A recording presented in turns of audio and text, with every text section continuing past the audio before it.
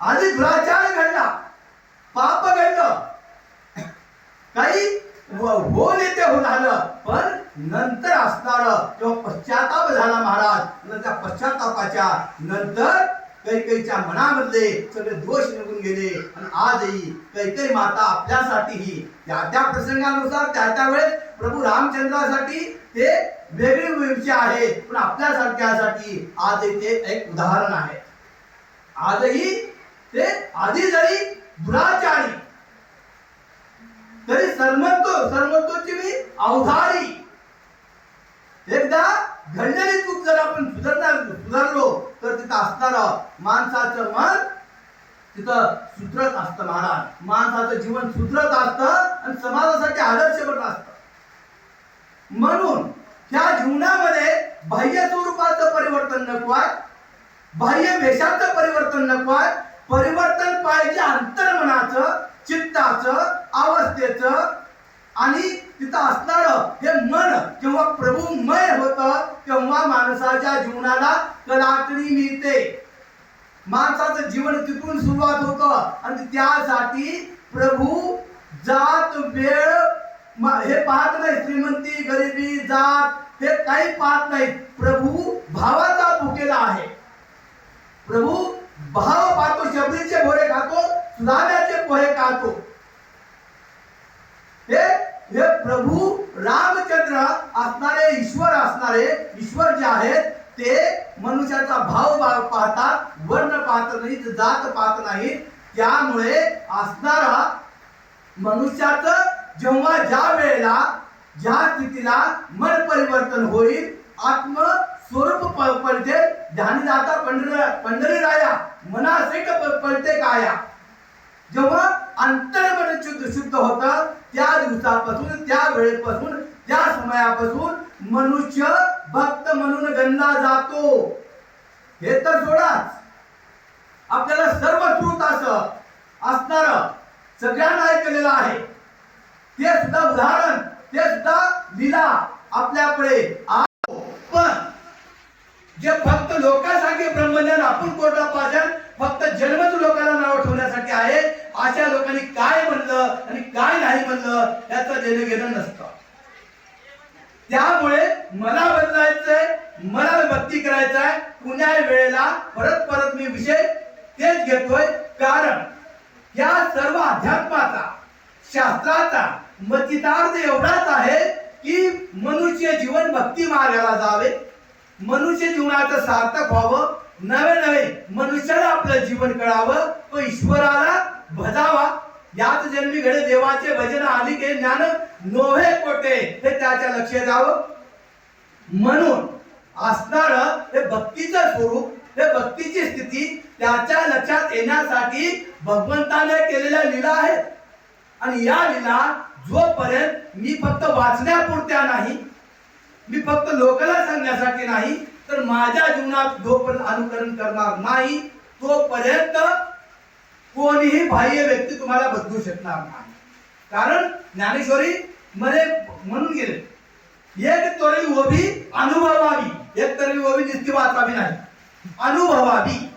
साखरेची गोडी जशी अनुभवावी तसं अनुभवायचं आहे. जीवनामध्ये ते तत्वज्ञान उतरवायचं आहे, जीवनाला दिशा द्यायचं आहे. फक्त भूक लागल्यावर भाकरी पाहून पोट भरत नाही, भाकरी खावी लागते. तहान लागल्यावर पाणी बघून चालत नाही, पाणी प्यावं लागतं. ते तत्व जेव्हा आपल्याला सुधारायचं आहे, आपल्याला जीवन सफल करायचं आहे, कोणत्या अवस्थेत, कोणत्या स्थितीत, कोणत्या वेळेत, त्यावेळेस भगवंतानं दिलेल्या मार्गावर आपल्याला चालायचं. आणि त्यासाठी हे सर्व ग्रंथाचं जे प्रयोजन आहे मानव कल्याणासाठी आहे. ईश्वराने दाखवलेला मार्ग आहे. साधू संत हे सोबती आहेत, मार्ग दाखवणारे आहेत. याच मार्ग गेले बहुत साधू संत. आणि त्यांनी साधू संताचा अवतारच ईश्वराला अवतारच असतो या मनुष्याला मार्ग दाखवण्यासाठी, या जड जीवाला खरं ज्ञान प्राप्त करून देण्यासाठी. पण काही वेळेस आपल्याला ते अवघड जात असतं. सत्य ज्ञान अवघड जात असतं. ऐकण्याची किंवा ते अनुकरण्याची क्षमता नसते. त्याच्या पाठीमागे अज्ञान असतो. कारण मनाचे दुर्मल विक्षेप आवरण. मनाचे दोष आहेत। या कारणानं तिथं असणार ते मन स्वीकारत नाही। मन फटफट, मला आता काही गरज नाही, मला आताच कुठे आहे, मला म्हातारपणी भक्ती करायचं आहे। नाही बाबा, भक्त प्रल्हादानं ध्रुवानं म्हातारपणी भक्ती नाही केली। वय काय होतं?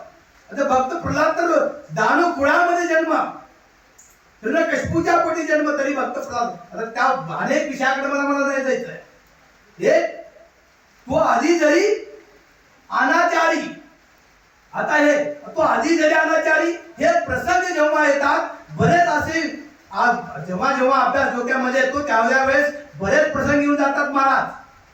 तुळशीदारासारखा माणूस विषयाच्या आधी होऊन पत्नीला भेटायसाठी पाऊस करणं, काही करणं, हे फळाला नदी म्हणून ओळखायला, मेलेल्या प्रेताला ओळख म्हणला, खिडकी जवळ गेला, साप लटकत होता, सापाला धरला गेला, हे म्हणजे अज्ञान आहे।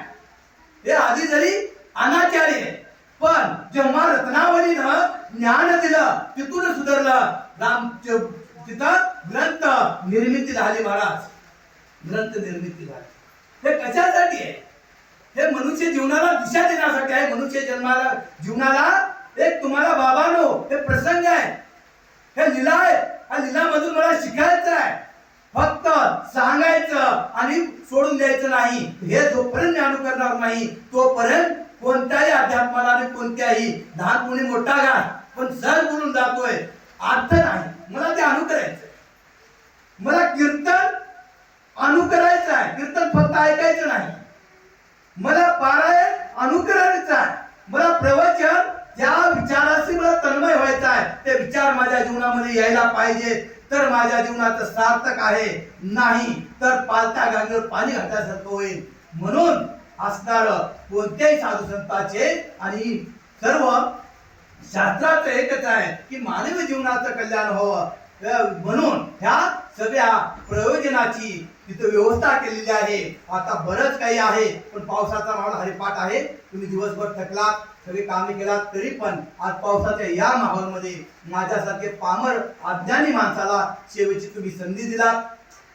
त्यामुळं जिथं काही वाक्य माझे जर चुकले असतील, कारण माझा पिंड दोन प्रकारचा, आता मुळात तिथं असणार समाज व्यवस्थेमध्ये राहतो, प्राध्यापक आहे, आता ते क्षेत्र, पण आवड आणि रक्तात जे गुण आहेत ते आध्यात्मिक आहे। उदरनिर्वाहाचं जीवन साधन आणि जीवनाचं सार्थक करायचं हे हा मार्ग त्यात तपास आहे। हे रक्तातच अध्यात्म, त्याच्यामुळे मन इकडे वळतं। आता तिकडे असल्यामुळे जास्त प्रभाव तिकडे जातो थोडासा।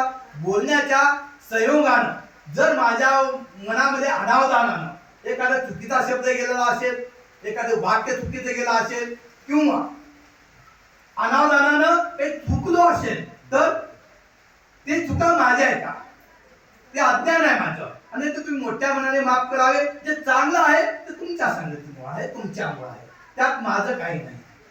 आणि शेवटी मला तुम्ही सगळ्यांनी सहन केलात, ऐकलात। मनोज महाराज, तुम्ही सगळेजण सप्ताहाची पूर्ण प्रत्येक लहानापासून मोठ्यापर्यंत पूर्ण गोपाळपूर आज 6वा वर्ष, हे उगाच तोंडावर बोलण्याच्या गोष्टी नाहीत। एवढं महात्म्य आणि एवढे चांगले माणसं लांबोट्यातच आहेत, सरळ सांगतो। एवढं भक्तिमय वातावरण आणि एवढी आपुलकी, एवढं प्रेम, एवढी विनम्रता, एवढी माणुसकी गोपाळपुराशिवाय दुसरं कुठं माझ्या बघण्यात नाही। तुमच्या पुढे स्तुती करतो किंवा तुम्हाला उगं पुढे पुढे चांगलं म्हणतो असं नाही। मी मंदिरात बसलो, पुढे ग्रंथ आहे, मागे देव आहे, मग अशा या स्वरूपामध्ये आम्हाला फार आनंद होतो।